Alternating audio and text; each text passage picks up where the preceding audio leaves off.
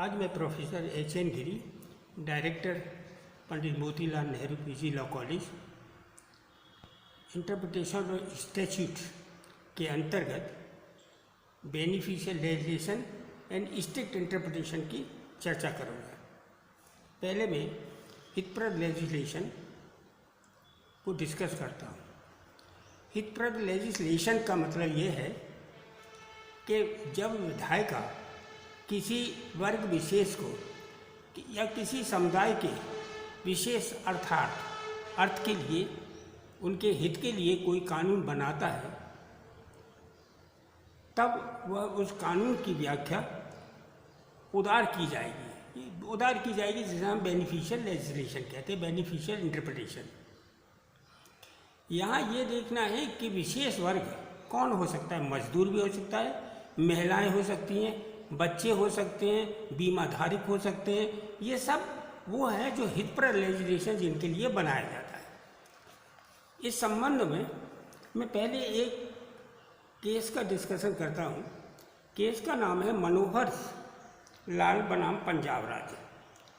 इस के अंतर्गत 1949 में एक कानून बनाया गया था पंजाब राज्य में, जिसमें जो व्यापारी वर्ग हैं उनके कर्मचारियों को, सरकार को उनके हितार्थ एक कानून बनाया था कि हर सप्ताह में एक दिन, कम से कम एक दिन छुट्टी पे रहेंगे। इसको भारतीय संविधान के अनुच्छेद 19(1)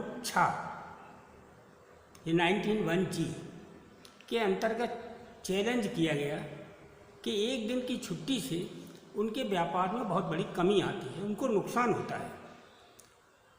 न्यायालय ने कहा कि ये जो लेजिस्लेशन बना है छुट्टी का, ये जनहित में है, श्रमिकों के हित में है। भले ही दुकान हो, व्यापार हो, जिसमें एक ही परिवार के लोग कार्य कर रहे हो, लेकिन सप्ताह में एक छुट्टी देना इसलिए अनिवार्य है कि वो अपना खाना पीना, रहन सहन, अपना कपड़े धोना है और अन्य काम है कि जो सप्ताह भर के काम हैं उनको आसानी से सुविधापूर्वक निपटा सके। ये हितप्रद लेजिस्लेशन था। इसी तरह से और भी अगर सरकार ने एक उनियोची वर्सेस स्टेट ऑफ केरला के केस में स्पष्ट कहा था कि जो लेजिस्लेशन जनता के हित के लिए बनाए जाते हैं, किसी वर्ग विशेष के हित के लिए बनाए जाते हैं, वह हितप्रद लेजिस्लेशन के अंतर्गत उनका इंटरप्रिटेशन भी उदार रूप से किया जाना आवश्यक है। इस केस में केरला गवर्नमेंट ने एक नियम बनाया था कि कम से कम मजदूरों की निश्चित होनी चाहिए। सरकार ने एक निश्चित सीमा तक मजदूरी निश्चित कर दी। जो लोग इससे पीड़ित थे उन्होंने सरकार के विरुद्ध कॉन्स्टिट्यूशन के आर्टिकल 19(1)(g) या 19(1)(6) के अंतर्गत उन्हें चैलेंज किया कि इससे सरकार ने मजदूरी जो निश्चित की है, इससे व्यापार को नुकसान होता है, क्योंकि बहुत से संस्थान ऐसे हैं जो इतनी मजदूरी जो निश्चित की गई उतनी नहीं निकाल सकते। सरकार का कहना ये था कि मिनिमम मजदूरी ये जनहित में किया गया है, ये लेबर के हित में किया गया है, क्योंकि अगर व्यक्ति भूखा मरता है तो उससे कम पर भी नौकरी करने के लिए तैयार है। ऐसी स्थिति में उसका शोषण होगा। सरकार ने कहा जो हितप्रद लेजिस्लेशन है, इनका उद्देश्य विधायिका का ये है कि जिस वर्ग के लिए ये बनाए गए हैं उनका हित देखना जरूरी है। इसी तरह के और भी बहुत केसेज हैं। इसी संदर्भ में मैं तीसरा case Shashi Gupta versus LIC से संबंधित है, जिसमें शशि गुप्ता ने LIC की एक पॉलिसी कराई थी।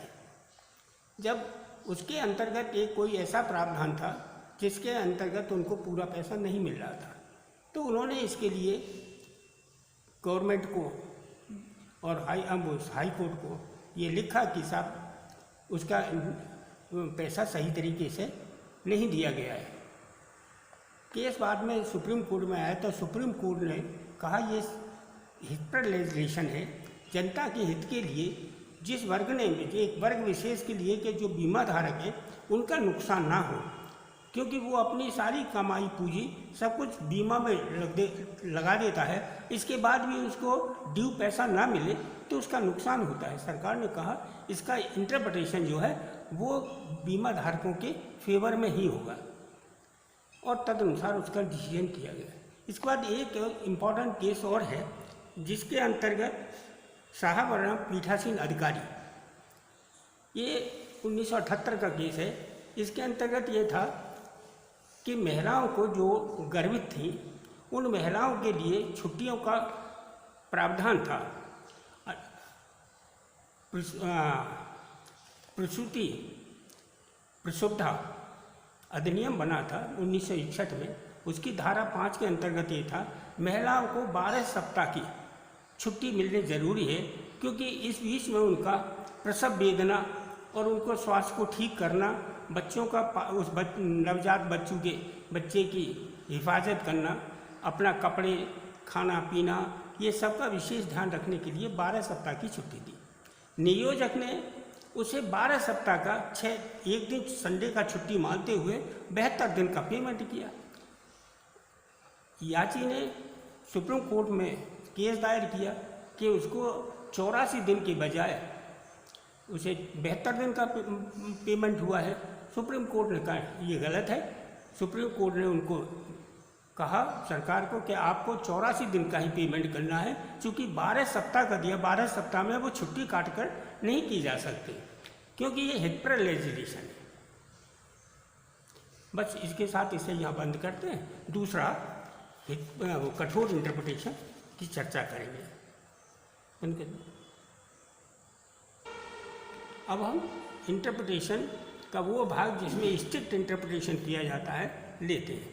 स्ट्रिक्ट इंटरप्रिटेशन या कठोर निर्वचन का मतलब ये है कुछ कानून ऐसे हैं जिनको तथ्यता उनका इंटरप्रिटेशन करना ज़रूरी है।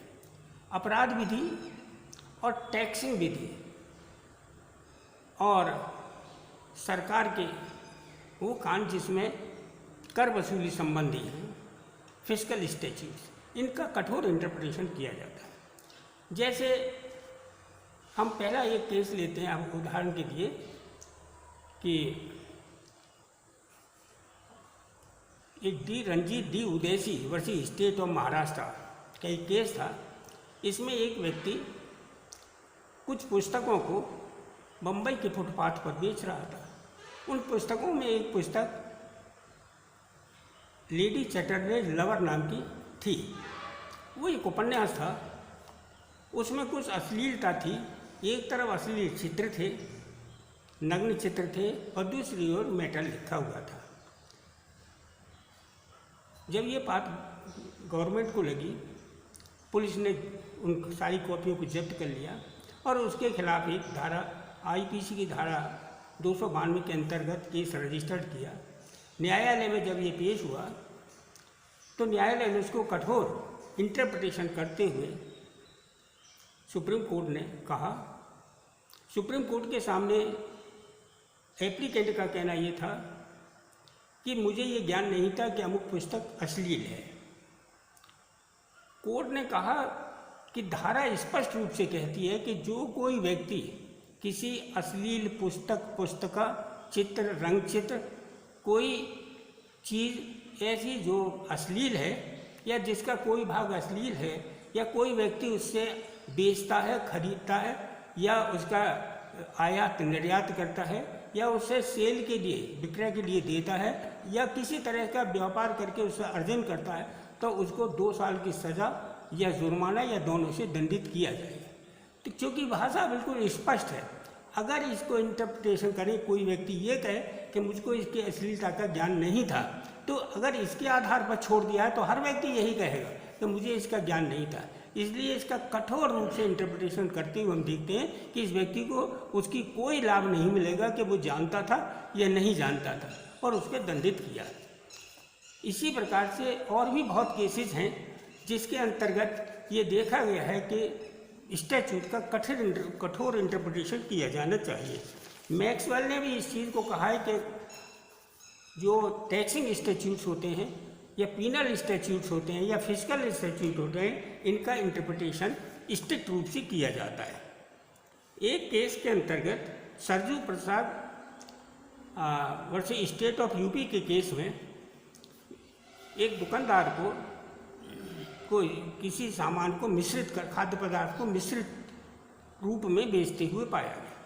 उनको अरेस्ट किया गया। उसका कहना था मुझे नहीं मालूम था ये असली है। कोर्ट ने कहा मुझे ये मालूम नहीं था कि ये मिश्रित पदार्थ है।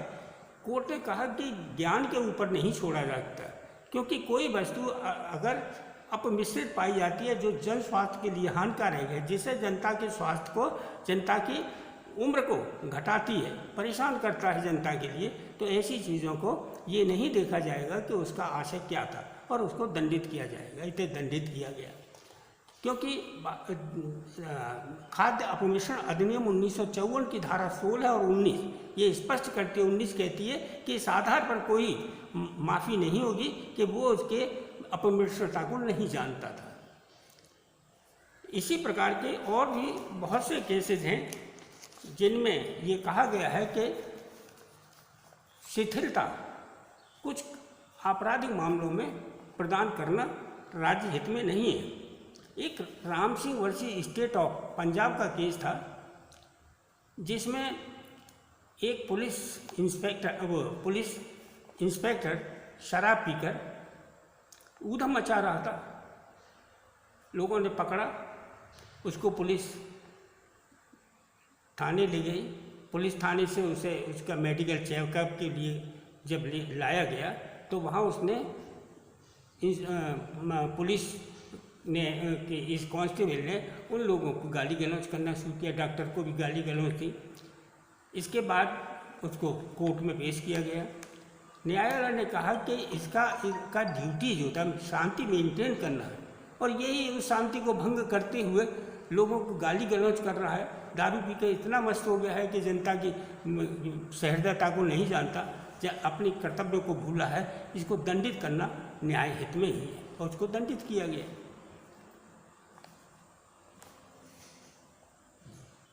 बस आज इतना ही, कल नया टॉपिक लेंगे और डिस्कस करेंगे।